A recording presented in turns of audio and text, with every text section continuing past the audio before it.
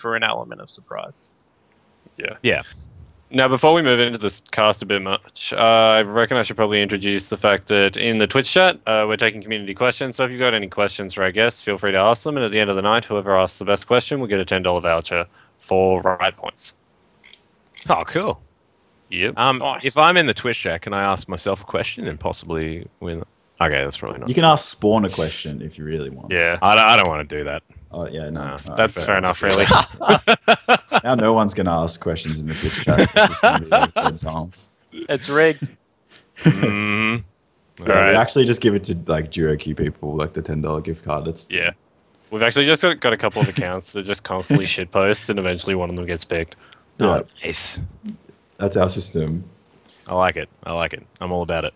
But so from in North America, did you guys get up to much hanging out with the North American riders while we were there, or meeting the pro players at all? I met a lot of riders, so that was a whole lot of fun. And hanging out with all of the casters over in NA as well was just brilliant. Got to have a chat with Rivington about casting, and he's over there, doesn't have very many play-by-play casters because, of course, Freak not even necessarily wanting to be a play-by-play, he wants to be an analyst. So he's sort of surrounded by analysts, and it's really quite difficult for him. So him and I got to sit down and have a bit of a chat about play-by-play and just stuff like that. And so that was a lot of fun. And met Jat and Kobe, and oh man, it's just I was a fanboy, super hard. It was amazing. And not even the NA guys. We got to meet the EU guys like Quickshot, Deficio, D-Man, Joe, and Shocks were over there on the last couple of days. Yeah. So we got to catch up with them, as well as some of the community guys and some of the guys behind the scenes. Shout out to Riot Chopper for his amazing ARAM game. That was beautiful. Yeah, for the shoulder coached throughout the entire game, which was that was amazing. So all in all, you have to say that their hospitality in NA was second to none. It was very good. Fantastic. We felt like we were pampered. And huge shout out to Riot Dash as well. That dude took us out after our last game that we casted, and whew, I'm a big fan of Dash. Dash and Zyrene, I think, have been great additions to the lineup they have there in North America. Yeah. I definitely think Dash is very good for that sort of interview style as well that he's been doing after the games. It adds a lot more. It means, getting to interact with the players is so nice after a game. So fun fact about Dash is he is actually very smart when it comes to the game. I agree, he's great interview-wise, but analytically, as a color caster going over there, don't underestimate him. He's got some sick game knowledge, so definitely shout out to him. He challenged me on a lot of the points, and it was some pretty heated conversations, and he's quite a smart player as well, so definitely agree. He's a big ups to their team.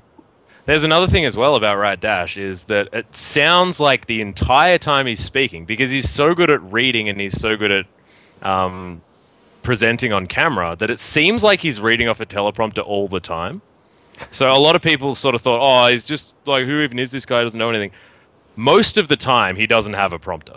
Most of the time, he's coming up with his own questions. He's making sure that he can ask the things that are poignant about the game that they just watched on the fly, and it's really, really impressive. And it's something that I personally didn't know, and I really wish people would understand. Because I think that comes across during the cast, though, that he's probably the most charismatic out of them all. The way that he kind of looks, but it's almost like he's talking to you. Yeah, I think it's a good addition. Oh yeah, definitely. Yeah. Anyway, now we've had a request in our notes. Could you say analyst desk for us, please? I said it about 3 times in the last sentence, and screw you, basically. I'm just doing the work of the company. I'm so glad. Beautiful. Analyst. I just can't read it. Analysis desk, huh? I can do analysis like you would not believe. All right, I am a king of analysis. But are you the play-by-play? Can't really be an analyst. Yeah, that's why I lost my color gig from Autumn. Don't worry, couldn't even pronounce my own title. It was embarrassing. No, because I was really bad. Oh, I thought Autumn was good. Autumn was fun. Yeah, well, I think as far as a lead up, toward something good, it was good because the only way you could go was up from that one. No, I was really bad because I don't know anything about the game. Jake comes in and he's like, Max, you're an idiot. Almost. I every don't say that at all. No, you That's don't. not It's true. doesn't say often it. it's He just often implies implied. it. It's just It's often a implied. lot worse. Well, I No. guess, It's not. He corrects me in a diplomatic fashion, but I still manage to feel like an idiot. So I feel like he's done his job well, basically.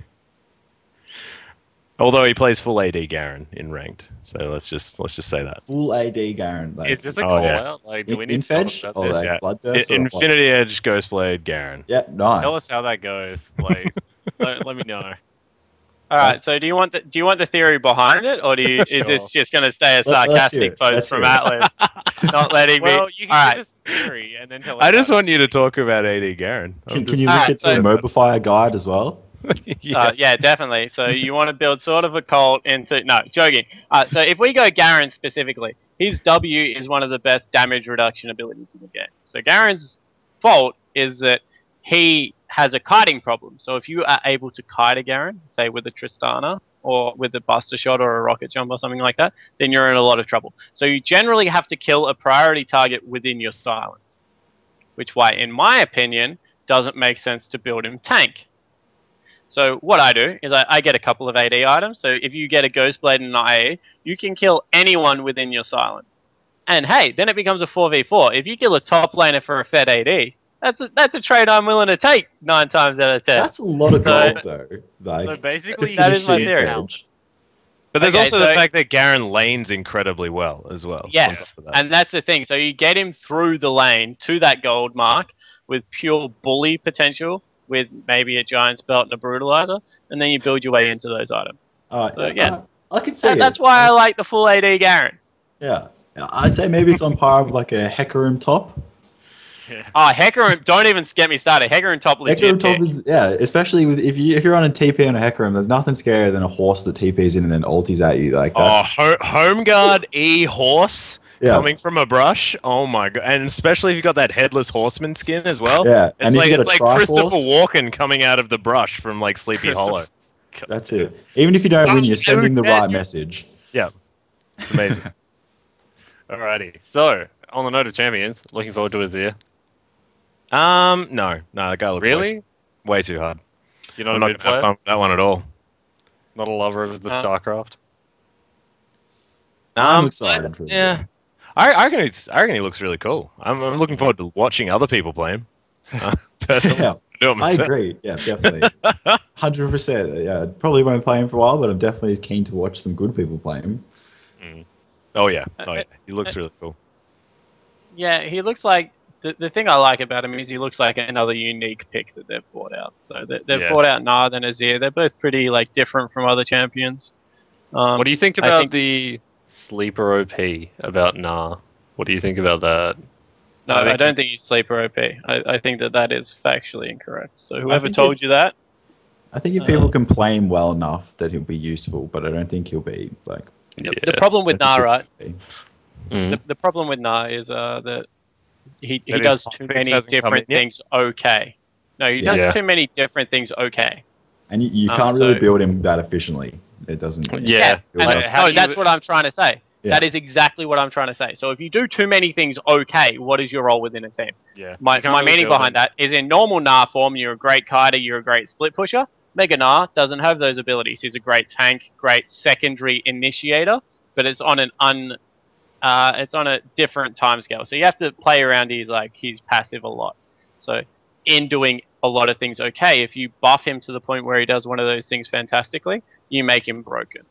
Meaning if he's a split pusher, he'll turn into old school in Italy where you could pick up a lot of magic resist and just split push for days and never get killed, and then your team takes objectives. You make him too tanky, then all of a sudden he jumps into a middle of the team fight and he's unkillable. So I think Nah is one of those picks. He'll always be good, but he'll never be great at what he does. Yeah. Yeah. I think though on the topic of Azir, I personally really like the tower passive. I think it's a good way to approach game design, like trying to change things a little bit, and like it may get put in the game and just be the stupidest spell around and everyone just hates it. But I like the fact that they're changing it up a little bit, and I think it'll be interesting to see how it comes out. I Yeah, like how they're and- going for stuff that's just like straight up broken. Like if you if you push the edge of the game and make it so it's like if you give new characters really good stuff and then just scale it back later, it's a lot better champion design than like another mage or another ADC or something that's a little bit more boring but safe. So the cool thing about Azir, sorry, and like if we touch on him a little bit, is that control gameplay is always fun to watch. 100 to 0 gameplay, like Assassin, like it's flashy and like you like it, but at the end of the day, when you look at these characters that can control, or champions rather, that can control team fights through their spells, the team fights take a little bit longer, but they're cool to watch. Like people It's like don't Orianna. like watching poke. Yeah, Orianna, great example. Lulu, another fun example. Yeah. Nami, I think, is the best example because there's nothing better than watching a Nami chase and then get turned around on using passive abilities to speed up a team, hitting a 3-man bubble. Like, Nami is a really exciting support to watch because there's a lot of ooh and ah moments. And I feel that Azir will be that kind of person, like pushing people back into your team, but creating a barrier between you and your team, and then being able to dash around the place and charge people. I think that's a really cool champion design. But it's not those sort of plays where you're like, wow, that's awesome. It's those plays where you're like, damn, that was really, really smart. yeah, and that's what I think we're promoting. I think we're promoting a different kind of gameplay, which is that's why I like League of Legends is going in that direction. And he's a little bit more mobile than the Anivia who used to do it in the previous past, which is why Anivia always used to be fun to watch. Because all of a sudden you're like, that gank didn't go so well. Oh my god, he's walled into the rest of the team. That is a game-changing ability. So game-changing abilities like that are definitely fun to watch. Yeah, his ulti is it's gonna be seriously great to watch in competitive, and it's gonna cause some serious issues at lower elo. That'd be funny. I'm ready. I'm just waiting for. I'm just waiting to like trap a Lucian in the corner and stop him from using that goddamn annoying E. Well, I like the way how you can walk through it one way but not the other. Like I think that's it's going to make it real interesting, a nice high skill cap ability. Always good. It's going to make walling off jungle paths really frustrating for the team without an Azir on it. I think he's going to be great for jungle fighting. Like the ability to just chuck out half of the enemy team without actually having to kill him is so brutal. But not even jungle fighting, like rotating around the map with this character, trying to secure tier 2 turrets as just objectives. Like if we look at the way that Complexity played against Teammate, they were going for the turret pushing, never fight dragons, never team fight, let's just get turrets. If they had a champion like Azir who could wall off those entrances into getting into the fight, like people like Kelly trolls that would just go over that with an unstoppable force, they're going to really struggle with having their team follow up. Yeah, I thought Cali Trolls he played really well. Like I'm really excited to see what he's like next season. I think that's if he's in next season. He is. He is. Yeah. Oh, he is. The petition worked. It worked. Apparently. According to thank yeah, he got it all sorted. For a year. Oh, hell yeah. All right. Well, I'll take it all back. Yeah. I'm looking forward to seeing him. Like, seeing crazy top laners is good because, I don't know, I might be biased, but I hate top lane. It's so boring. Like, it's a cerebral game, but individual, like, one-on-one top laning, which he really likes to do. Like, he actually is willing to make a play 1v1 in top lane, which a lot aren't, is just such a valuable thing for a spectator because you actually get to watch something coming out of it instead of just, like, incredible map rotations. Yeah, I reckon. And he plays Kha'Zix, or used to. Yeah. When you could still evolve Ultimate and feel like you do something. There was a wonderful, in his AMA, there was one line that made me just cringe because if anyone ever hears it in solo queue, I might rip my hair out. And he was talking about how great brand top is with Rylai's as your first item. Oh, God. That sounds No, he talks about it all the time. Rylai's. Yeah, and so the thing about Kali, and he's going to play some pocket picks against aggressive top laners like Inox, but if you put him against a rock like a Dyrus or someone like that, I think that he will have to pick meta. Like that's just unfortunately the way the game works at the moment. I think that's the same for a lot of challenger teams. Yeah, that's what I was going to say. That's better for a reason, you know. Yeah. Like they can try and pull out these nice little pocket picks, but as soon as you get put against someone who's better than you at standard, you have to try and match them in standard. Like you can't just. And that's why like whilst I understand everyone loves NA. That's why the Poppy pick was so good in Unicorns Above series. Oh, because that was a yeah. counter pick versus meta. Yeah. So Yeah. like the Fizz pick from Cali Trolls, fantastic pick. Malphite as a pick, that is him trusting his ability to get Malphite through a certain point and be able to make a better late game impact. So I feel against an equal skill opponent, he can't actually try and do that as much, whereas the Poppy pick is a calculated pick against what is meta and understanding the weaknesses behind it. So that's why I like the Fizz pick necessarily more than the Malphite pick, for example. Yeah. On the note of champions still, Cassiopeia. Do you reckon you'll actually see a bit of Cassiopeia in the LCS now she hyperscales? Or is her mobility still going to be an issue? It's not even mobility.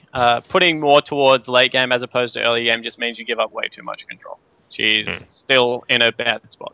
But that was all she could do from the beginning as well, is zone people out of lane. So now she can't do that. So what is the point? Yeah. Yeah. I'm with you on that one.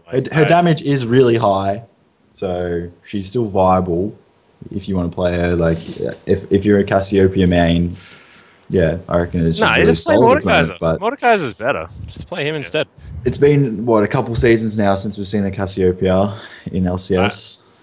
I feel like hyper carry on AP just doesn't work as well. Like, you can't crit spells, and that's what makes an AD a hyper carry a lot of the time, is that ability to crit and scale. Well, it so depends. And Nivea hyper carry. Hell yeah. Even AP cog scales quite well, and it does work, but it's just the team comp doesn't really, the meta doesn't really suit having your AP scale, and if you don't have that mid game power spike, early to mid game power spike, your team is just like really weak in those phases, I find, and it's hard to make up that strength in a different role.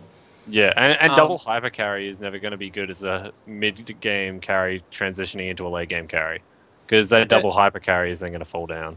All right, so I'm going to agree and disagree because you can name late game hyper carries like Ziggs. Ziggs scales phenomenally into the late game. But Ziggs doesn't have a hard time early either. But no, so this is more the point. So the point isn't that hyper carries don't scale well, because Zed in a 1v1 scales very, very well. If you look at like some other mid laners that we're seeing at the moment, like so you go the Ziggs, you go like even Ryze has seen a little bit of play in the mid lane. He scales extremely well. So I think there is a place for extremely well scaling hyper carries. The thing about mid is that we're giving up a lot of CC on junglers at the moment. We're seeing a lot of Lee Sin Kha'Zix, so meaning that you need spammable CC on your top lane in your mid lane. So I think that the more problem around the Cogmores, the Cassiopeias, is that, yeah, they bring a game-changing ability in the fact that Cassiopeia can potentially stun a whole team. However, it's just everything she does leading up to that. If she gets outplayed, it's bad. Yeah. It's almost like, this is going to sound weird, but it's almost the same problem Lux has, where because she's entirely dependent on like skill shots, you're going to have a situation where your skill shot gets dodged and then you're up shit creek. Yeah, and they've just put too many abilities to outplay in at the moment.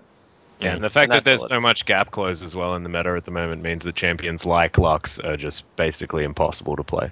Yeah. Because just as soon as someone's on your face, you're dead. It's just And also, that's like, what I'm trying to say. If a Maokai's on top of you with a Cassiopeia, if an Alistair's on top of you, even if a Lulu hits a good slow and then uses her ultimate on someone, like you're in a very difficult situation on a character that needs to kite back. And also, Lux suffers, like, compared to Zerath or, say, Ziggs, who have that same sort of, like, long-range kit, Lux's cooldowns just completely screw her over. You're never going to have a good time on Lux, because as soon as you miss everything, you've got, like, a solid 10 seconds of nothing. yeah. Lux just gets outclassed. Like, Yeah. Just Well, you may as well like Other characters do the Ari same and thing just blow better. someone up with an Ari instead and still have mobility. You know. yeah, exactly. Everything that she does, other champions do better and easier. Yeah. Alrighty. What do you think about Poppy, Vayne, all that sort of thing, being able to proc off terrain? I don't think it's gonna Oh, make that big of a so difference. cool! It's good. So It's cool. great. Jarvan Vayne, Jarvan Poppy, like man, so cool. I reckon it's awesome. And you can see like some like Poppy jungle coming back with a Nivea in the mid lane. Hells yeah. Not gonna happen. I think like this is one of those changes, regardless of how it affects competitive play or anything like that. It just makes the game feel better when you can do stuff like this. Like you can just it's it should always be in the game. It might push. I don't think it'll push anyone into the OP land, but I think it's a good change. Yeah, I don't know. I just think anything that makes Poppy playable is my favorite thing ever. 'Cause that champion's just the best. Shout out to Tom. Yeah, good. Yeah, so I'm of the same opinion. I think the more things they can do to diversify picks, the better. Does it mean they will have to rescale champions? Potentially. I think that you're very much underestimating the Poppy Anivia, Poppy Jarvan thing, because if Poppy can hit walls, she is one of the best champions mid to late game. And that's just a fact. The reason that Poppy's not played is because around turret sieges, what does she add?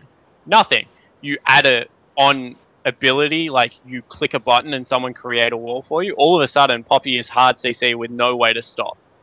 Like, and that's just reality. So you're going to have situations where in a coordinated team fight, you are like tackling someone with Poppy and people make terrain appear for you now. That's going to be the best feeling ever. So I think there definitely will be some issues around it where people come up with team comps that are very, very strong. But yeah, I think it's a good thing. I think that Riot should, definitely continue this trend. Yeah. Yeah, I agree. Alrighty, next one. Ascension. Thoughts? Have you played it yet? No. Haven't played it yet. Well, in America on release, unfortunately, so we haven't really had a look. What about Plus, I don't care. It's fun. I like it. I've played a few games. I wasn't able to win 5 games and get my icon, but I think it's good. I think increasing the amount of game modes is always a good thing. It's a bit tougher here on the Ost region, where we have less players, so our game pool is a little bit smaller. But I think it's good. I think it's fun. I think people like playing on the Dominion map.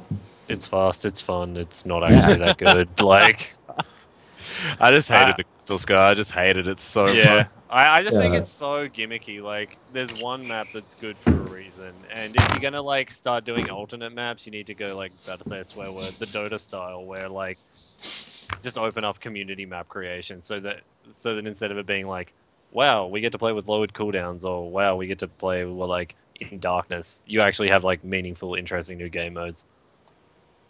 But yeah, that's me being shitty about Ascension not being that good. Anyway. Yes and no. Like, look, I've seen that some people do enjoy it. I think that you have to. I think every map is going to have its place, and if it means that when people are just playing 5v5 with friends, or they want to level through or something like that, they pick up Twisted Treeline, or they pick up Dominion, or they pick up Ascension. I don't think it's ever going to be bad to introduce what you call a gimmicky map. It's just that will it see the same attention that Summoner's Rift sees? No, of course not, because they've got a winning formula on it. Mm. Yeah, cool. Well, on that note, I think we'll move into the local esports news. Everyone's getting very anticipated, a lot of anticipation for the round of 8 coming up. We have the next 2 teams have been decided. Immunity and Avant-Garde have both qualified through the Cyber Game ladder. They NV actually played against Avant-Garde in a best of 3, with NV needing to win 1 game out of the set to knock out Immunity on the head-to-head. Unfortunately, they weren't able to win, so Immunity and Avant-Garde both go through. What are your guys' thoughts on that? I think it sort of makes a bit of sense. NV were in a lot of turmoil, to be honest. Yeah. There were some issues going in, but honestly, it's not surprising. Avant-Garde have been playing really, really well. They're a team that I really like, just because it's got a lot of players that have been on teams before and didn't necessarily get their dues. So it's going to be cool to see them coming through. And Team Immunity are fantastic. I'm a T-Gun fan. I love me some Blitzcrank. Yeah, Let's be I think honest. Anyone who was kind of close to the Team NV guys probably would have been really hoping for a win, but I don't think they put in a lot of preparation, and I think Avant-Garde were definitely the favourites going into it. And it's unfortunate that NV weren't able to make it, because they're a really good organisation, but we only have 8 slots, I guess. Yep, that's the thing. Yeah, and in saying that, like, AV put up a very good showing consistently. Like, we casted them in the ACL, and they looked pretty good. Like, they're a team that you definitely have to turn around now and not even like getting through on the last couple of positions. They're a team that will challenge for like the top 3, top 4 spots. And Immunity exactly the same. Like let's give some props to these teams. That Immunity especially has got a fantastic bottom lane and a really good mid laner. So let's see how far these guys can go, because I think the best thing about the O scene at the moment is we used to have old Immunity at the top, where no one was challenging, and then Legacy came through and they kind of challenged. But now you look at it and it is so much closer. Like we have 5 teams that are really gunning for it right now. And it is so fun to watch. It really is. This round of 8 is going to be really exciting. Like it's really building up the Oceanic scene to a scene that's actually competitive with all the teams now. Like it's and now we get some drama. Like we're gonna have some people that are knocked out before we even get to 4. That people are gonna be shocked get knocked out. Yeah, like any of those teams that we just listed that get knocked out, there's a good chance they're gonna have to meet before we even get into a round of 4, and one of them's not gonna make it to it. So like, yeah, let's bring on some drama. Let's bring on some really good, clean sets, and we've got some fantastic players that are about to step up. Like we saw Keem play against CLG, like talking about the Oceanic region, and he played terrifically against Link, who was like touted as one of the best guys coming. Yes, he's Orianna phenomenal, and then we've seen Swiffer absolutely dunk Keen in lane. We've seen Swiffer go large against him, and we've seen people lately challenge Swiffer. So now we're like, this isn't even Oceanic anymore. Like we're talking about guys that can really step up onto the world stage and be good individual players. The thing that I'm really, really looking forward to, especially with this round of 8, is there are so many storylines already developed throughout this, like, already with only 6 teams that have been confirmed. Like, we've got Legacy and Chiefs. Like, that is super amazing. The rematch from Winter, all this sort of stuff, like, has the Chiefs actually managed to, like, reform and, like, started taking stuff seriously, of course. And Legacy coming back from Wildcard took a bit of a hit, but now they're, like, trying to finish strong, all that sort of stuff. And then you've got Direwolves Avant-Garde. Like, that's exciting as well. I mean, in the first qualification spot in the ACL online qualifier, Direwolves came through with this like phenomenal win over Avant-Garde. So that's a storyline right there as well. And everything, like, and Team Immunity and of course your Soulshard Chuffer, who are the last 2 teams that are in it, like we've been casting them for so long. Of course, X-Dreamers, like formerly, of course, that's Team Immunity, and I think that's been how many split? That's been all year that we've been casting them. And your Soulshard Chuffer have never managed to get through, and they've always been my favorite team. And screw you guys if I'm biased, but I am, because just for some reason like I love Swain in the mid lane, dude, and I love Denian just being ham all the time. I'm just into it. Flashing away from hooks into an enemy team is exactly what I'm talking about. It's just perfect. Well, I think regardless of what you think, the future for the Oceanic LoL esports is going to be really good, really exciting. The end of this year is going to be, any team could win it, and it's going to a lot of growth this year. I think it's been a great year, so I'm seriously looking forward to it. Yeah, and I reckon the top 4 especially, like, I just, like, when we get to the round of 4 at PAX, like, that is going to be huge. It's going to be so cool to watch. Well, as I said, out of the teams that you just listed, like Direwolves, I think are the outsider at the moment. YSSA, Immunity, Chiefs, Legacy. Legacy, like they're the teams. Like if one of them misses out, which there's a good chance now, then there's going to be some seriously upset people, because they're all really good teams. Yeah. And we've still got actually no, Zero has already qualified as well. They came through the Path to Glory, didn't they? So we've still got one more spot open, which is going to be coming through this weekend. Actually, I think Pastry Time and I are going to be casting that. It's going to be the runner-up of the Challenger series, and of course the runner-up of the Road to Glory as well. So we will find out who our last position will be. I'm not even entirely sure what that is. Of course, I haven't been back in the country for very long, so I got to make sure. Catch back up. But yeah, no, it's going to be cool. And Zero, they looked good, apparently. I haven't actually watched their games yet, so we'll have to see how they do. And I mean, last split as well, we had, who was it, UTS and CMS coming through from the Collegiate League. And, you know, UTS was fantastic. CMS got a little bit dumpstered, unfortunately. But UTS was awesome. So and they came through, a new team playing for a medal, I think it was. We're trying to qualify earlier on. I'm not entirely sure what that competition was. Was that ACL? That was ACL Sydney, yep. Yeah. So they were looking really cool too. So we'll have to see how these teams match up, and once they get in there. It's going to be cool. And even mentioning CMS, like, yeah, they had a really rough time against the They had to likes go of the against old Immunity in the Immunity. first round. Yeah. So, Yeah, like, that's And yeah, so even though, like, we have... don't get me wrong, there is a skill gap in the Oceanic region between 6 teams and the rest. However, a year ago, we were saying there was a skill gap between 1 team and the rest. Yeah. So look how far we've come in the year. Like, and I It's think al- that's the most important thing to point out, that there is now, like, where we had 10 players that were really good, now we have like 40 players that are Yeah. very, very good and competitive. That's It's the awesome fantastic seeing- thing about League of Legends as well, is the fact that if you have this team that's on top, they don't stay there for very long. Look at SKT T1. Like, when you're on top, you don't learn as much from your victories over lower teams. Like, everyone else is stepping up to try and get over this hurdle, whereas you're sort of like up there, unable to really get yourself to the next level because there's no one else that you can go against. So it's really cool having that formula there in order to make sure that you're never going to get a situation for too long where it's just stagnant.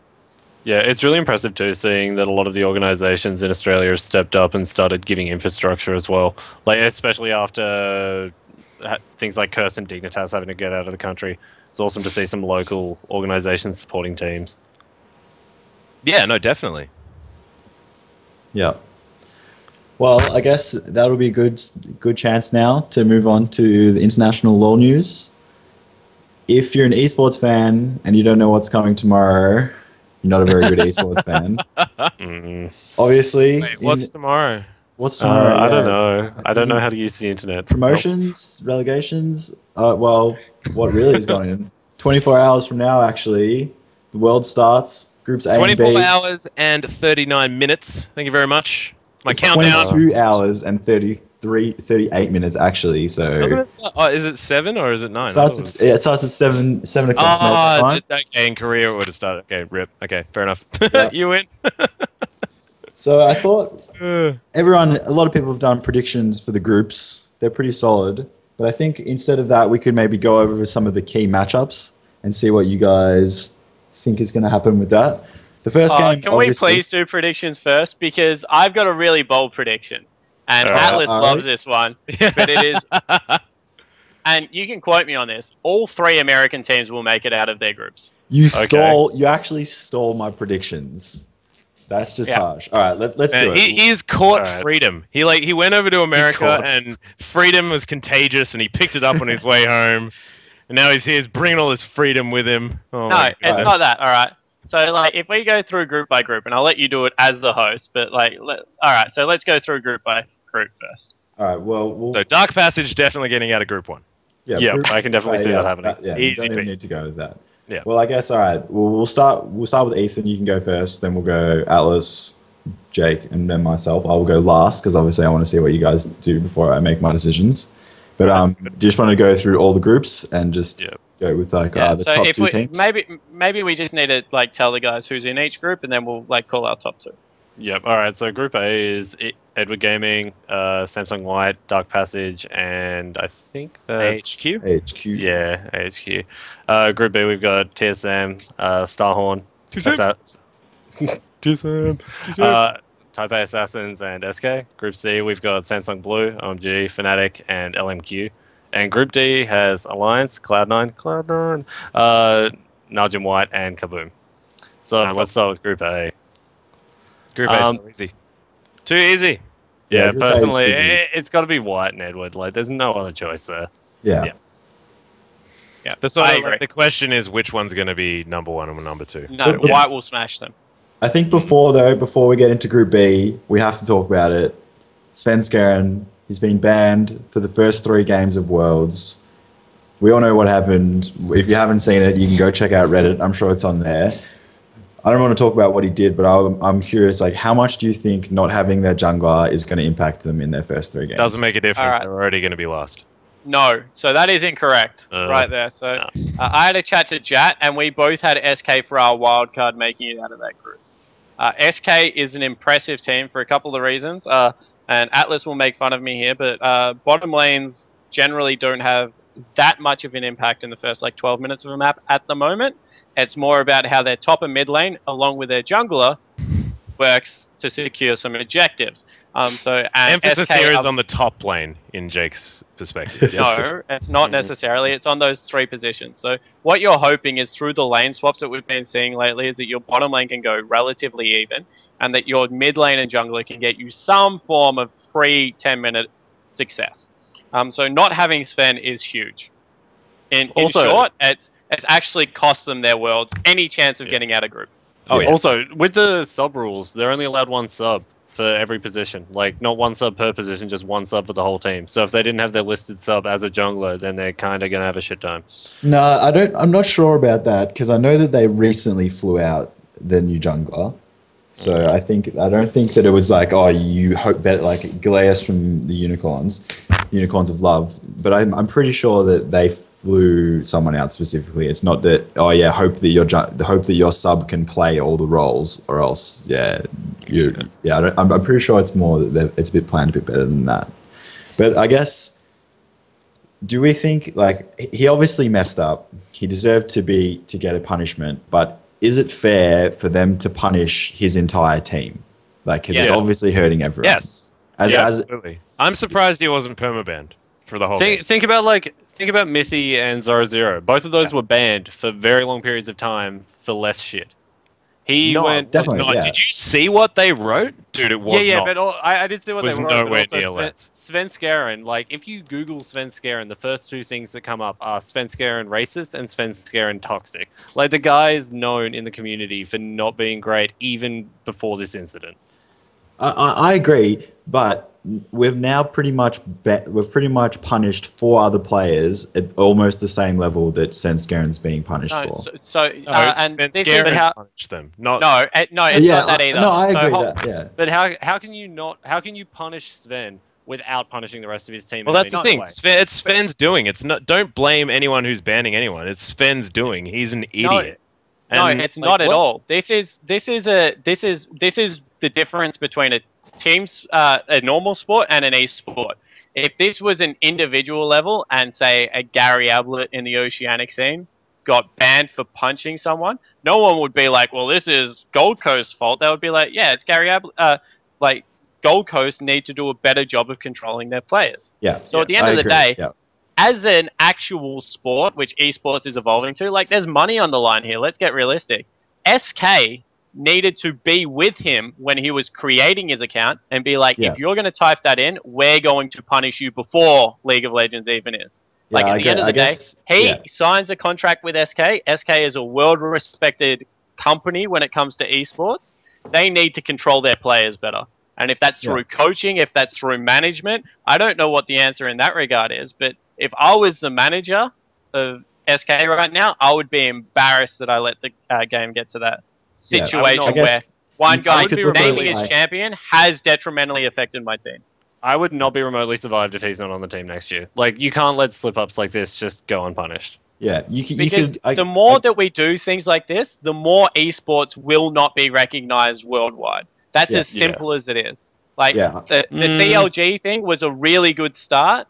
Like, I know that was harsh not letting them play over there and, like, doing it, but account sharing on a public forum, not allowed. You have to slap people on the wrist. The more they let things like this go through and don't make it the responsibility of the organization. And that's what I mean. This isn't punishing 4 players. This is punishing an organization. Because at the end of the day, those 4 players can jump ship next season and they'll never be affiliated with SK ever again. Yeah, if Jesus leaves SK, he's no longer an SK mid laner because he hasn't been with them for that long. He's just a European mid laner. They're punishing SK, and they should punish SK.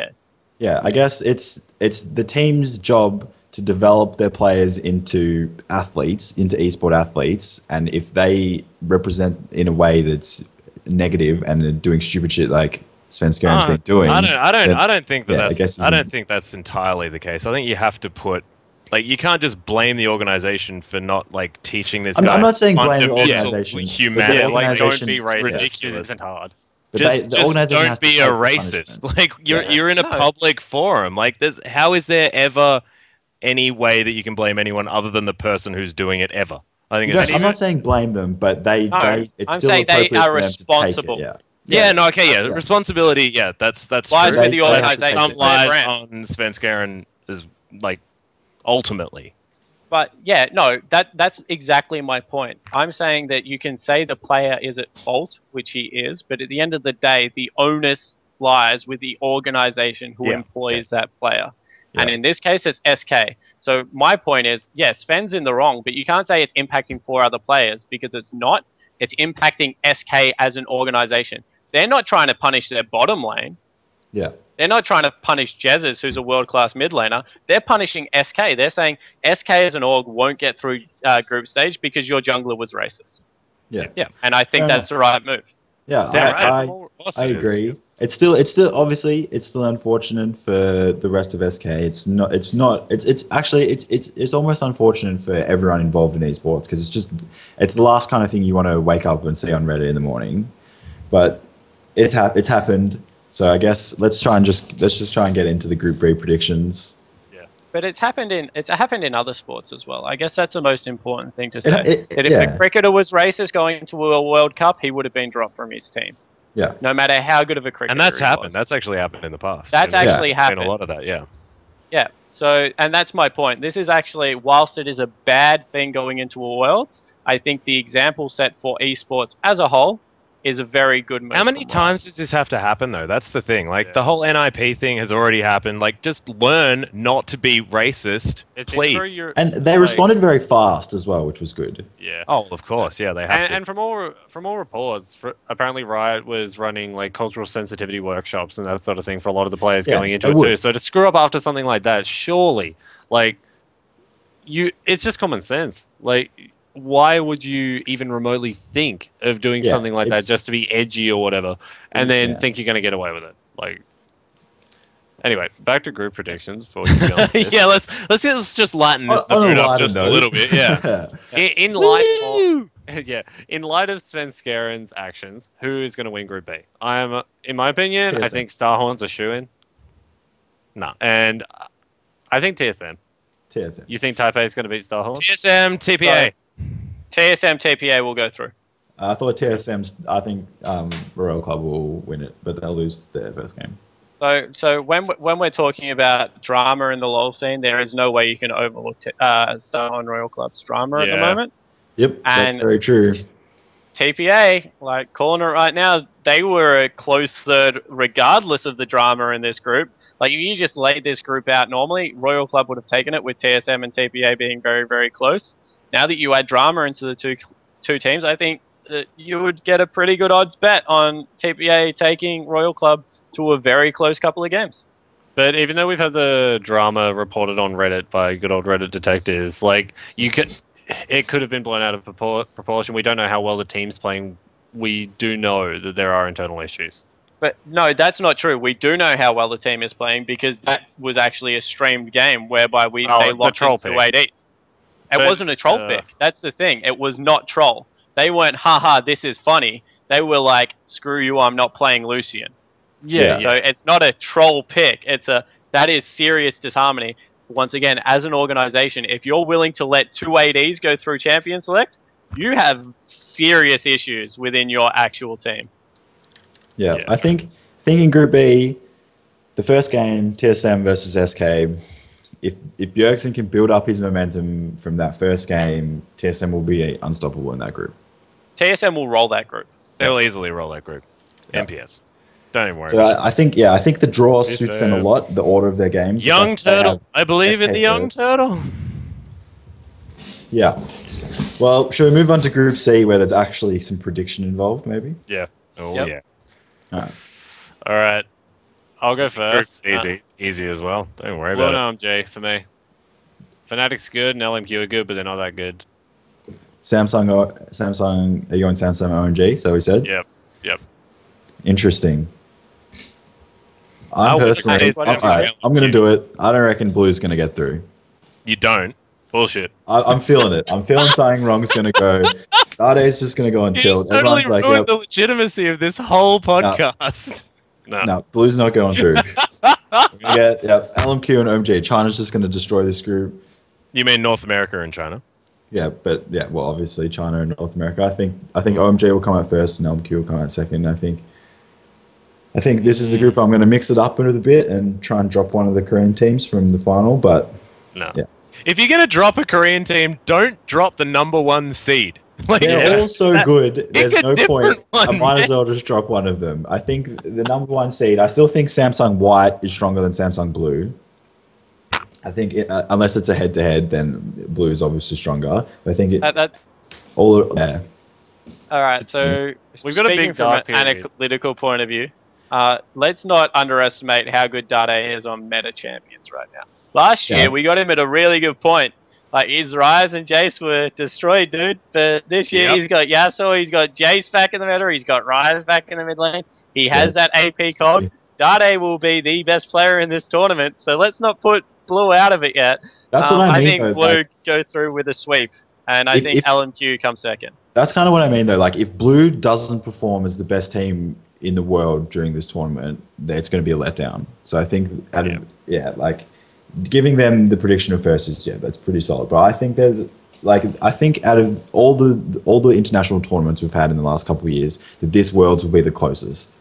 And I think that of course. I think that the Korean teams are not nearly as high as SK Telecom was of everyone else last year. And I think that if Samsung Blue loses an early game to OMG or to LMQ, they might not be able to bring it back. But I think they're going to be like. I reckon the Chinese teams are going to be upset because they've just been beaten by Fnatic.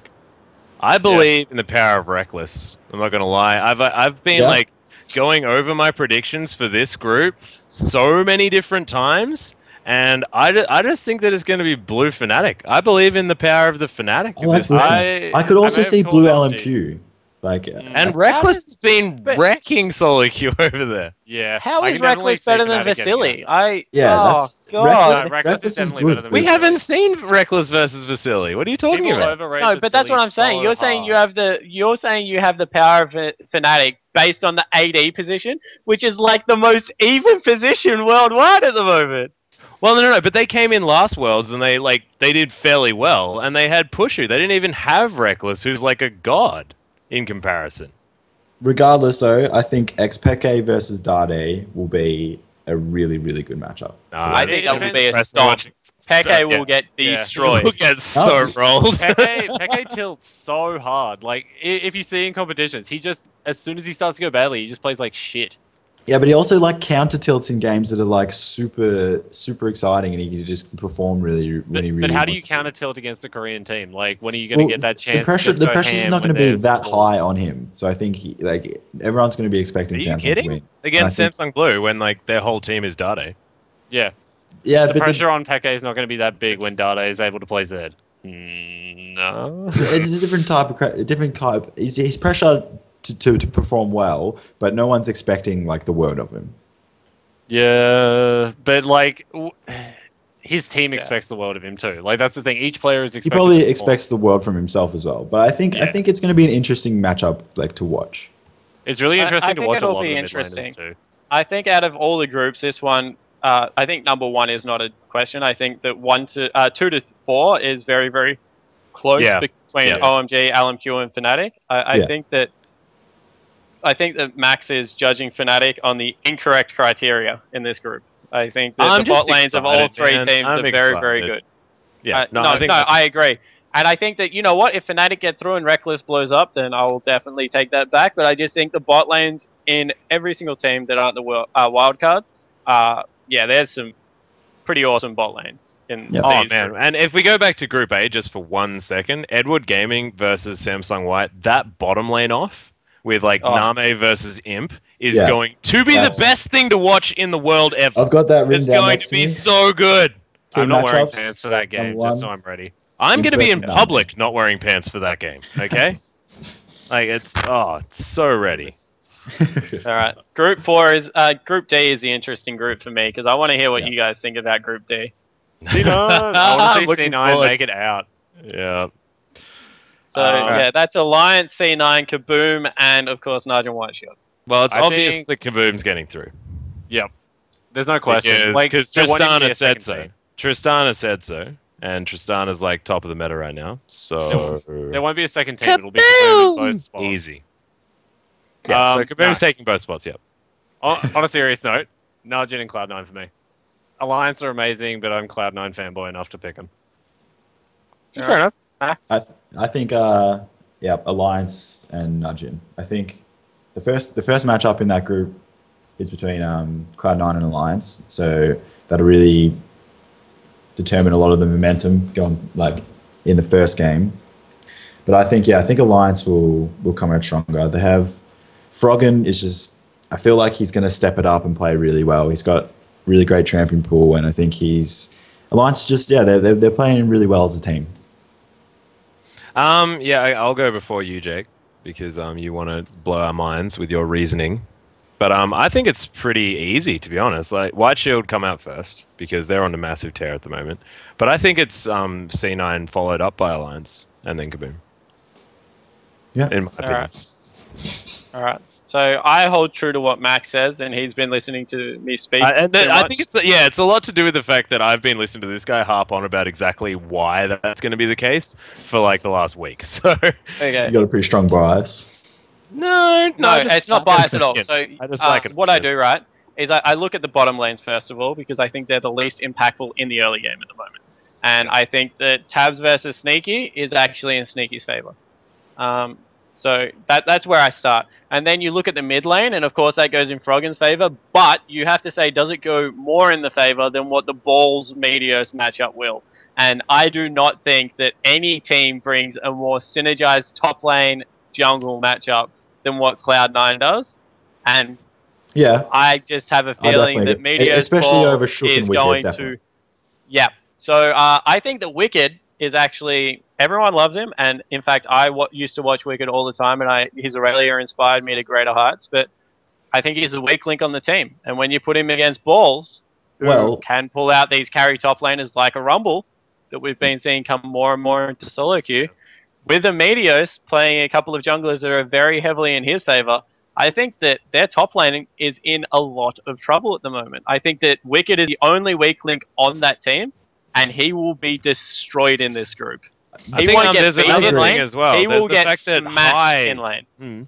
The fact that High can play so well from behind as well largely nullifies Froggen's incredibleness. Because High has been playing against like Bjergsen and a lot of players that have, like in Zhao Zhao, of course. He knows how to play from behind and influence the map regardless of how well he's doing.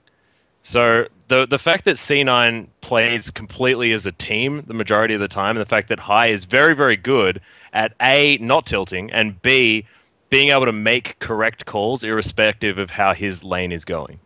Yeah. Also, that's the difference between those two teams. And a lot of the time I've heard too, especially from like things like Chasing the Cub, which isn't a great source, and also from a couple of the people in the NA scene, is that C9 in scrims tend to sandbag a little bit, so just so they know how to play from behind. Dude, they don't sandbag. Yeah. They deliberately lose. Yeah. They'll get shit on early game on purpose, and then once that's happened, they'll just sit there and be like, "All right, how do we win this?" Because they know that'll happen on the world stage. I just wanted to know how to play from I just wanted to touch on with like the points about Wicked Spawn was making.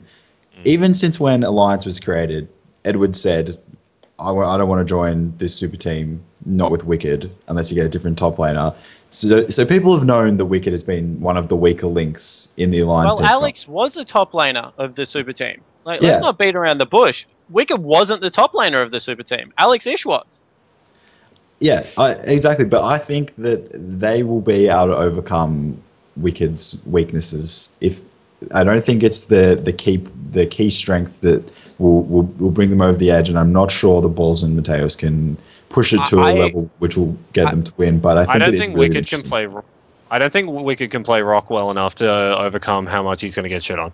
He played a lot of Cow, and that was post the Lich Bane and Trinity Force Alistar nerfs. Worlds is being played on Alistar being able to auto attack with Sheen, right? Yeah, it's 4.1. Yeah. Even with that, like, he won't be able to bring it out. The thing is, right, and you look at the top laners in EU, and then you look at Wicked, and you're like, you know what, he's middle of the pack, he's not going to get dumpstered, but he's going to do okay. You look at top laners worldwide, Korea's bringing some good top laners into this tournament. Yeah. And Balls is by far the best top laner in NA for winning lane-wise. I think Ackerman could even keep up with Balls quite well.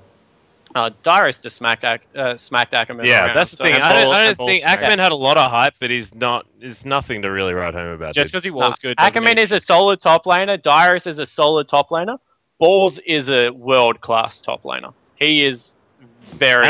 Isn't Save in this group as well? Isn't he on Nudge and White Shield? Yep. Yeah. And That's what I mean. Save Like- is the best top laner in the world by far. Like that guy is Besides incredible. maybe Lupa, but yeah. He's No, very- he's the best in the world. No, Save he's the best top the laner. best in the world. Looper is the best TP top laner. Save Yeah. is just all round the best top laner. But that's what I mean. So we haven't seen Wicked be exposed to the extent he will be exposed in this group. Yeah, I reckon we'll end up with a situation like Dyrus at Last Worlds, where like everyone's just Yeah. like, "Wow, look at this amazing top laner," and then he gets absolutely dumpstered, and everyone's just sitting there going, "How did this happen?" But I Is think it- Dyrus definitely tilts a little harder than Wicked would. Oh, that's nah. a brave call. I Wicked think tilt. Wicked will tilt pretty hard. Yeah, I don't know. it's going to be He's interesting. already It's- tilting. Have you seen what he's been saying about his experience in solo queue? Like it's done. It's done. We're over. I don't know. I feel like a lot of the EU top laners, people ignore them altogether because they just don't want to talk about them. But when you come to players like going back a group as well, like SOAS and like Wicked, they're not good enough. If that makes Soaz is sense. fantastic. I don't think you can speak bad about Soaz. That guy is like I think he innovative. can. Like SOAS pulls out weird shit a lot of the time, which he's practiced obviously, so it's not really cheesy. He's doing it in that same way to like counter the weird meta shit and on sort of thing. purpose. Yeah, weird shit on purpose. Yeah. Yeah, but yeah, weird shit on purpose. But at the same time, like that doesn't mean he's a good top laner. And when he plays standard, you can definitely see he doesn't win lane. He goes even at best, unless he's against like shitty teams down at the bottom. Yeah, look, I don't want to disagree. Europe has great mid laners, and I think that they have evolved in the bottom lane substantially more than other regions. So if you talk about catching up in the bottom lane, Europe's definitely made some serious grounds with the likes of Tabs and Reckless in the AD carry position. But I have to agree, like top lane wise, I think that they're struggling. Yeah, I think so too. I agree. I think though that Group D is definitely one of the more interesting groups. It's going to be some of the matchups there are going to be very fun to watch. I agree. I think Group C and D for 2 to 4 are very interesting matchups. I feel like it. If anyone drops a game against Kaboom, they're going to be out. Kaboom should be free wins for everyone. So like, Yeah, definitely. That's I think all the teams will be kind of going up with that perspective to it. yeah. Yep. Okay. On that note, is anyone brave enough to say Kaboom will win a game? No. No. Well, Unless I would someone like gets to beat Cloud9. If Kaboom beat Cloud9, then we could say the Mushroom Cloud9 because they got kaboomed, and that'd be amazing. So, I mean, I'd like that to happen. But apart from That's that, Rush, is that you? not I could see though Alliance just losing to Cloud9, then to Nudge and White Shield, and then just having no momentum and just losing to Kaboom. I could see that happening if they lost both their games because they play that game third, I think. But yeah, it'd be a pretty big upset. Yeah, I think your odds would be pretty good for predicting any wins for Kaboom, basically. Yeah. So I'd put a cheeky $5 on it because we'd probably be able to get Good 3 odds. odds back. No worries. Someone might safety bet. TSM last year and pick AD Teemo. Yeah. Too bad we can't do like some skin betting or something. If anyone plays CS:GO, set up a nice little anyone. I would willing to bet on love to Kaboom. do that. I would probably have to sell my house though from Jimmy Skins. Yeah. Anyway, I think we should probably do some community questions. Oh, That wow. sounds like Cool. yeah. Are you ready? Are you ready? I am. Alright, This is the first- best part. This one's for our two wonderful casters. What is Riot Oceania doing to raise the local skill base, and what are our chances for World next year? Whew. You wanna take that one, Spawny Boy, or do you want me That to is do a it? stacked question. I'll tell Yeah, Alright, so it you is can- stacked as hell. You can start that one with what Riot's doing, and then I'll talk about us in Worlds if you want. All right, no worries. Okay, so what we're doing as far as helping the scene is basically just putting on more competitive events. So creating awareness of the fact that League of Legends is a competitive esport.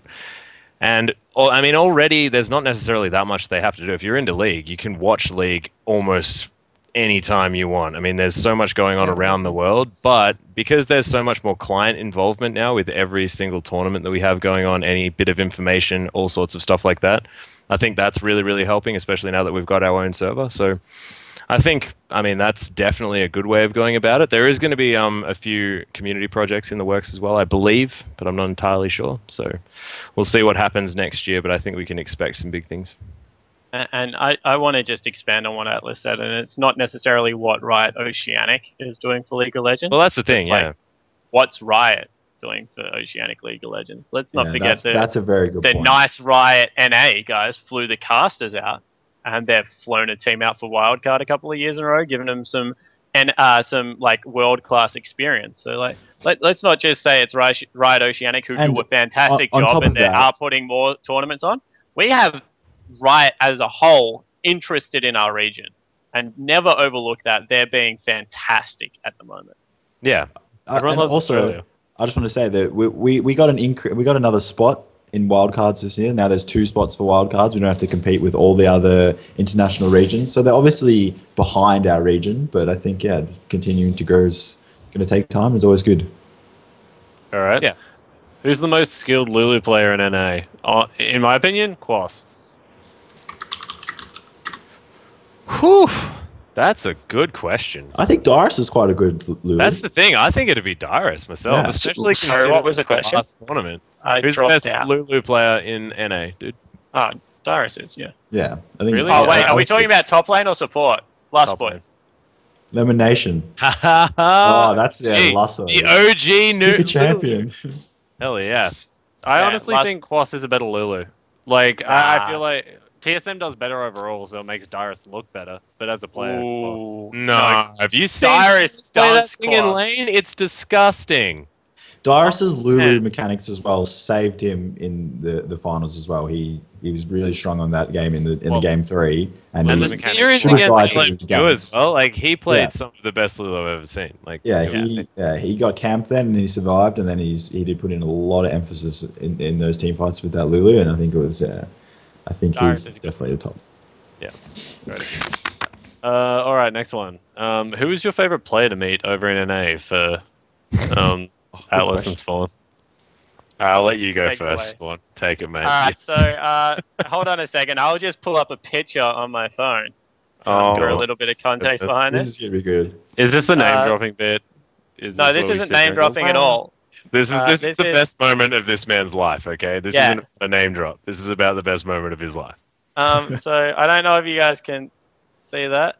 Afro, that's awesome. Afro. That is me and Afro. So yeah, he was definitely the best player to meet.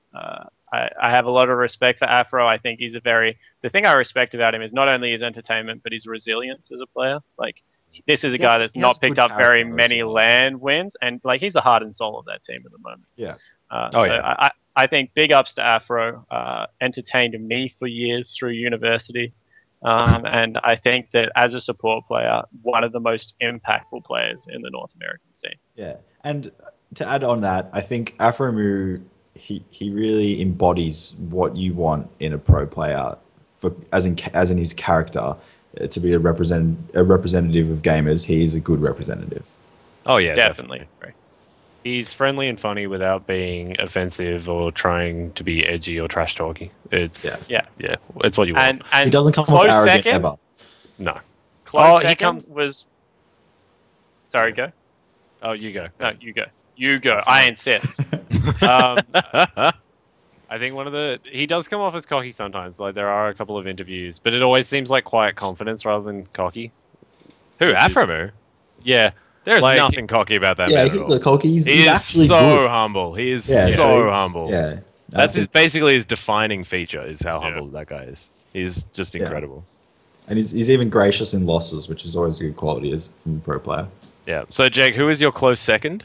You're gonna close say second, Cali Trolls, because he rocked up in his pharmacy clothes from uni, and he was like, he walked past both Atlus and myself, and like his team was already on stage. So this guy's running late because he's like studying his ass off to better himself.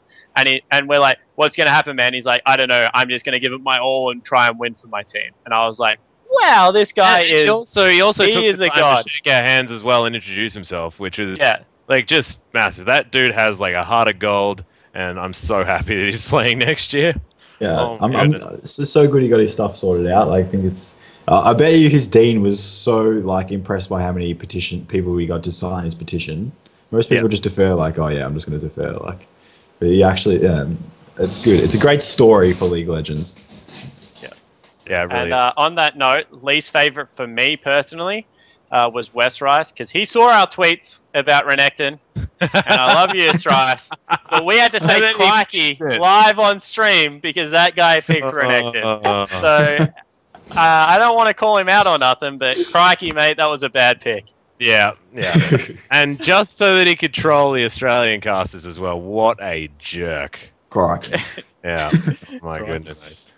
My favorite pro players was actually interesting because I met a lot of people that I've always sort of idolized, like Hotshot GG and stuff like that. And even though Hotshot, he sort of fell out of favor, but like he was the first pro that I ever saw stream. Like his Nidalee videos was so cool back in the day, so it was just really, really exciting seeing him. But my personal favorite player to meet was Inox, actually. Really?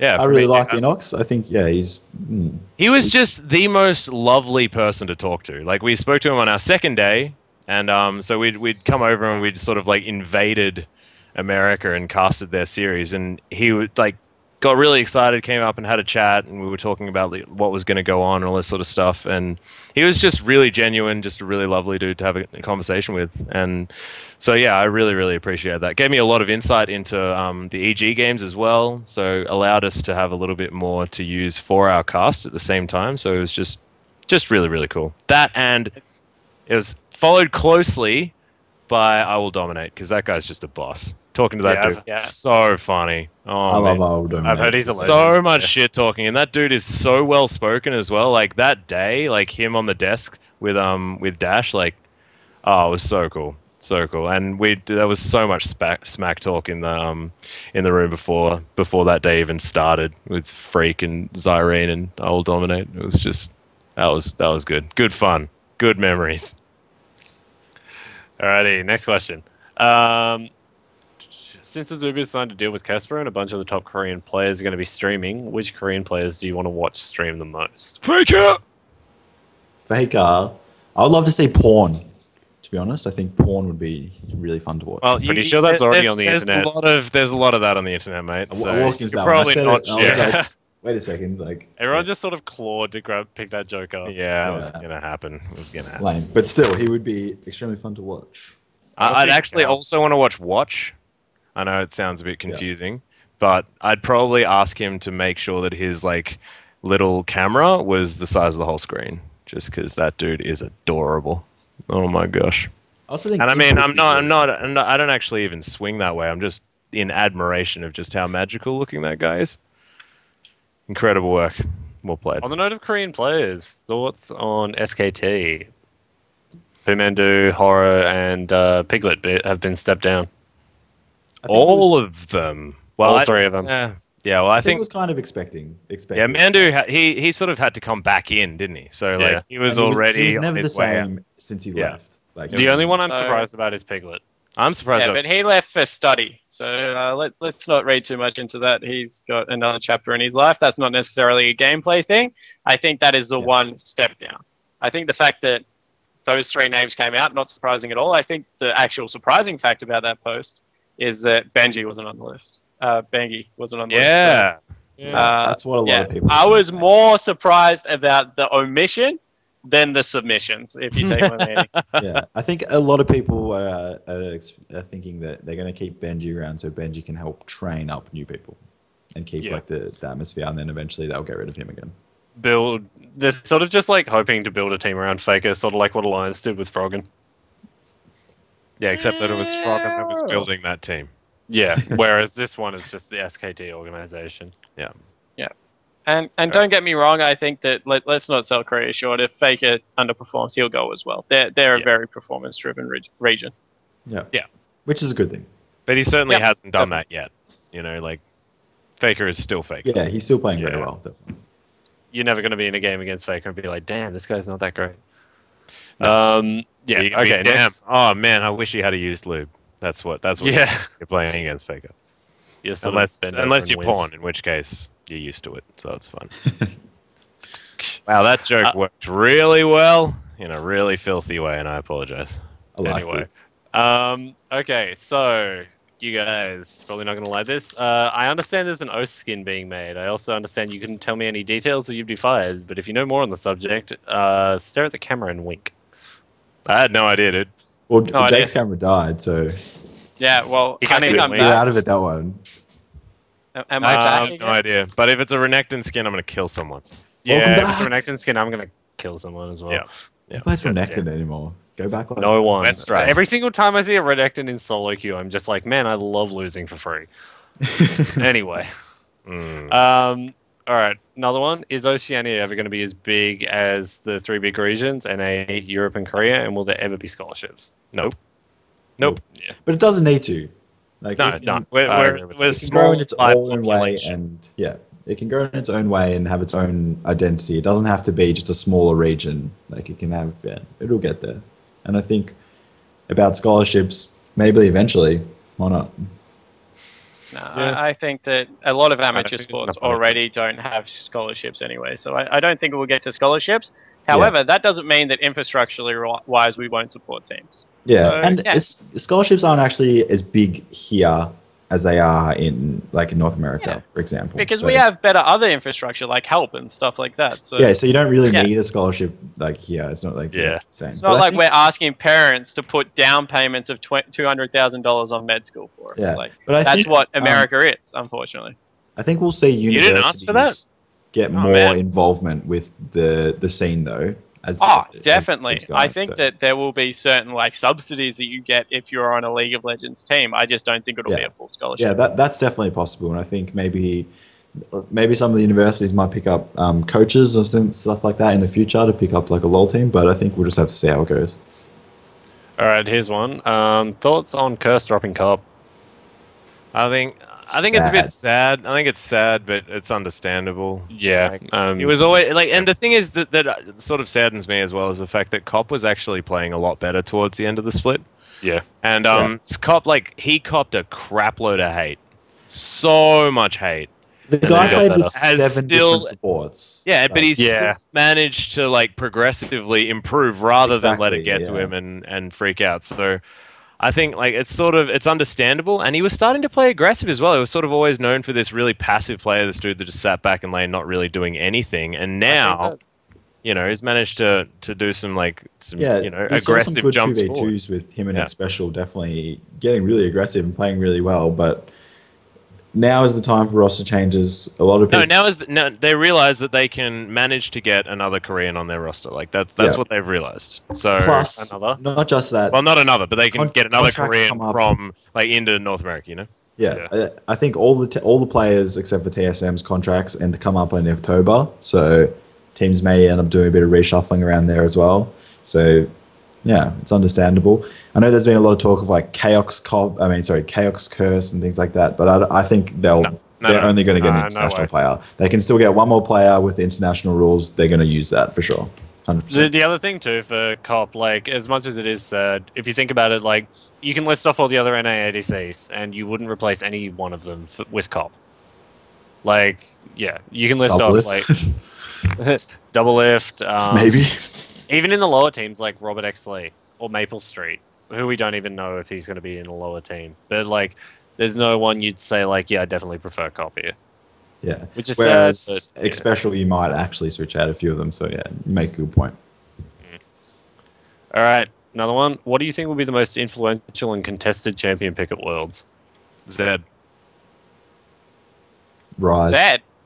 Zed. Rise or Zed. Nah. Easy Zed. Maybe No Maokai way. too.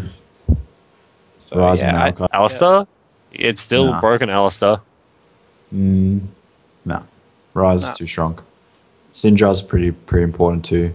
Oh, Same I'm with looking Kha'Zix, I forward guess, to is kind of out Syndra. there, but yeah. I think Yeah, so- Rise and Maokai. I think that what you have to do if you have to look at the lanes with the smallest champion pools. So top and jungle are the ones that I look at straight away. So Yeah. you go like Kha'Zix, Lee Sin, Rise. That will be the three highly contested picks. Yeah, I agree. That's I know a lot of teams, that's how they kind of approach their picks and bans with like those kind of 5 champions, like yeah, Kha'Zix, Maokai, Rise, Lee Sin, Syndra as well. They're all really, really high priority at the moment. I don't think that'll be much changed going into Worlds. Alrighty. Now to wrap up, for the winner, can we make sure that Roscoe721 sticks around after the stream, and you'll be contacted about your RP. So congratulations for that. That's dude. Wait, hang on. What was Roscoe's question? Because I had a look at that, and I'm thinking we haven't even asked his question. So it seems That a little was about strange. Sven Garen. Oh, okay. So that was earlier on. Okay, got it. Yep. Nailed it. Congratulations, Roscoe. You're the best. $10 RP. Buy something cool. And thank you for all of your Game-changing support as well. movie. Roscoe's like the best fanboy that we've ever had. Guys, amazing. Alrighty, bit of a joke question for both of our casters. Let's say you were flown over to Korea for World Championships. As you arrive at the airport, you get pulled over by border security, and for some reason Riot refuses to help you. You get one phone call. Which pro do you call? Why would we call a pro? What the hell? I call my dad. I don't know. This is such a ludicrous question. Like, yeah, it's ridiculous. Whoever wrote it, let's riff on it. Which pro? Why would I call that's like? Surely you call the Australian embassy. Yeah. No, well, it's I don't not call even it that. pro. Like I you just call wouldn't it- call a I pro. call the Australian embassy. Yeah. maybe call my Best mom. pro player. I reckon. Does any pro player actually work in the Australian embassy? I don't know.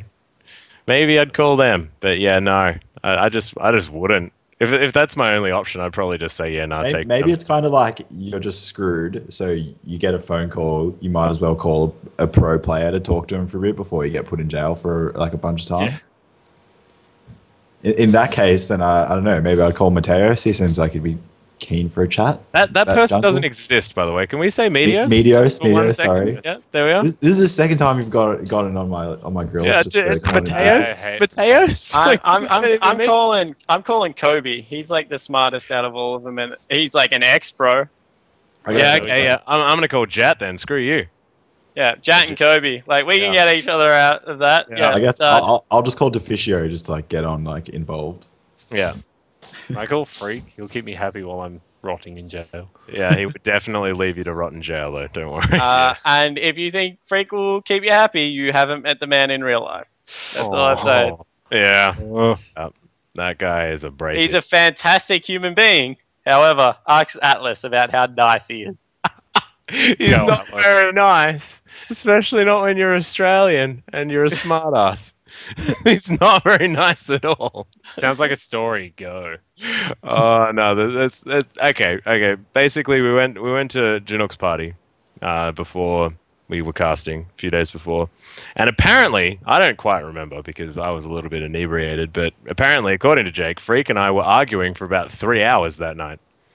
I'm not even sure what about. We were just sitting there arguing for a long time. Was it something like that, Jake? Is that because I don't quite remember? Yeah, so it went something along the lines of I was sitting next to Freak and we were talking about Blade of the Ruined King first on Cogmore because Maple Street built it. And we're talking about how it's wrong. And so you can hate it or love it. That's irrespective. We're just talking about the merits of it. And Atlus thought that he was the key man in the conversation. So he shoved me across on the couch and sat next to Freak to talk about Australian accents. And all I'm going to say is that Freak's Australian accent deteriorated the conversation very rapidly, followed by Atlas's American accent, which is second to none. So I'll leave you with that piece. In live, ask Atlus for his American accent. I don't think it should be something we should broadcast for recording purposes. Save that for facts. Come up. Yeah, let's save it Can for you give me facts. an American accent? Yeah, so it was quite an amusing conversation. Deary me. Yeah, no, that was a good night. It's good fun. But yeah, Freak. Yeah, he's hilarious. I love that guy. I love that guy a lot. Alrighty, guys. Starting to wrap up a bit. Thanks a lot for joining us today. Are there any shout-outs both of you would like to make? Thanks to Riot for hiring us. Firstly, I guess. I love thanks having to a Mom because I love that lady. She's my favorite. I don't really got nothing else, honestly. Shout out to the Benji fans. because I feel like I should. Shout out. Oh, shout out to Pastry Time because he's not me, and I just like to reiterate that he's not me. Just Mystical, if you're in the chat, screw you, basically. Yeah. And Spawn? All right, so shout out to Atlus because he's the greatest co-caster Oh. ever. Yes. Love that guy, Atlas, definitely. what's up? It gives me the half. What? Never mind. Shout out shout out to Coach and Dad, as in Benji, right? Benji and Pastry Time. Yeah. Because they're pretty cool support people as well. Shout out to Kim. Oh yeah, definitely. Kim knows who Kim is from USA, so shout out to her. And then I guess shout out to Riot as a whole for a company. They provide this game that we talk about all the time, and they're pretty amazing. And then Twitch chat, you're the best. I'll let you in on a little bit of a secret. Atlus and I love Twitch chat more than anything in the world. We do so much. We review it after every tournament that we cast. After every cast, we spend in-depth time analyzing Twitch chat. So keep up your good stuff, guys. You are amazing. I actually got some sent to me today. Hang on, from the Riot show that we just did. Just give me 1 second. Yeah, where is it? I was having fun watching you guys. Here's apparently the best quote from the stream. It was, "Australians are dumb, and I'm Australian." That's my favorite. So good. Got you. They got you good. Yeah, that was fantastic. That's pretty solid. Like, yeah. How can you disagree with that? Anyway, that guy knows because he's Australian. Like, you can't argue with that, mate. We're done. Mate. All right. If people want to find out more about you, where can we find you? Twitter, Facebook, etc. I'm at AtlasLol, and I believe Jake's at SpawnLol. It's the same thing. So Twibbers is probably the best way to do it. They're up on the page. You can look at us if you're looking. There's actually a challenge. If you can add me in client, I'll accept. So that is a challenge out to everyone. If you can add Spawn, I will actually go out of my way to accept every single friend request that comes through because it is impossible. Yeah, it's all right. I'll put it in chat. No, do not put it in chat. Do it. Yeah. I'm waiting. Just remember like 133, guys. Just remember 133. Oh gosh. You're gonna have a lot of friends, boy. Nice. Alrighty. Both of us, make sure to check us out at Duoqueue. There's a Twitter account for Duoqueue at duoqueue.net. The website, www.duoqueue.com. I'm at ID Athorell, and Starjun is up on the stream. GGC Starjun DQ. Yeah. Thank you for everyone who's come in to tune in today, getting to enjoy our wonderful guests, both of them, lovely people. It has been great, both of them. Yes. Oh, thanks, guys. Oh, screw you, dude. Do we hug now? Come on, buddy, bring it in. Group hugs. Yeah. Oh. Yeah. You can't really hug like over a cam. Doesn't it? I was just doing the best I could, man. I was trying. I felt it. It felt good, like good. I shared something, but yeah. I'll leave the room. Give me a minute. All right. Make sure to follow also our normal hosts, Benson AU and Lissa Lol. Thank you very much, guys, for tuning in. We love your Twitch chat, so keep posting a single time. Check us out next week. Yeah, we will be back next week. And to the guy in Twitch chat that called me Gimli's fat cousin, I don't understand. And if I could have a direct message explaining how that works, please let me know. Because I can't even grow a beard, man. I don't get it. I have that problem too Twitch sometimes. chat who said I look retarded. Man, come on. Love you too. All right, guys. This is the Duoqueue podcast. Thank you very much. We're signing out. Thanks, guys.